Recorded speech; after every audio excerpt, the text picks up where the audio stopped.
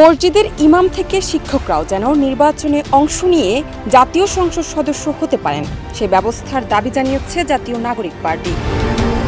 ওয়ালটন আবারও মিলিনিয়ার অফারে ওয়ালটন ফ্রিজ কিনে আপনিও হয়ে যেতে পারেন মিলিয়নিয়ার। মিলিনিয়ার ছড়াছড়ি দেশ জুড়ে, এটা শুধু ওয়ালটনই পারে। 20 এপ্রিল নির্বাচন ভবনে প্রধান নির্বাচন কমিশনার এএমএম নাসির উদ্দিন সহ কমিশনের সঙ্গে বৈঠক শেষে সাংবাদিকদের এসব কথা বলেন এনসিপির মুখ্য সমন্বয়ক নাসির উদ্দিন পাটোয়ারি।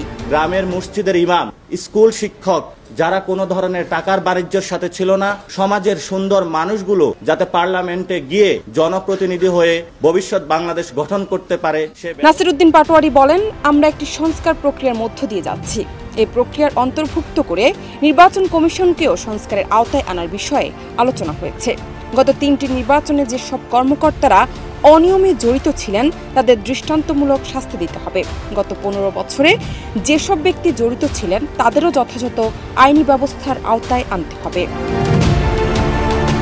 তিনি বলেন, আমরা চাই গ্রামীণ পর্যায়ে মসজিদের ইমাম, স্কুলের শিক্ষকও যেন পার্লামেন্টে যেতে পারেন সেই ব্যবস্থা করা হোক।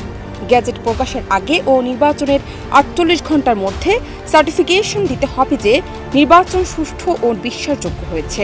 গ্যাজেট পূর্ববর্তী 48 ঘণ্টার মধ্যেই নির্বাচন কমিশন থেকে একটি সার্টিফিকেশন দিতে হবে। এতে পরবর্তী ইসিকে শাস্তির আওতায় আনা যাবে। অতীতে ঋণখেলাপিদের ভোটে অংশগ্রহণের সুযোগ দেওয়া হয়েছিল।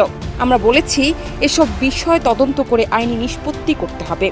এদিন দুপুর 12টা 30 থেকে প্রায় 2 ঘণ্টা ব্যাপী সিইসির সঙ্গে এনসিপির 5 সদস্যের একটি প্রতিনিধি দল বৈঠক করেন। জান্নাত নিপু, দেশ রূপান্তর।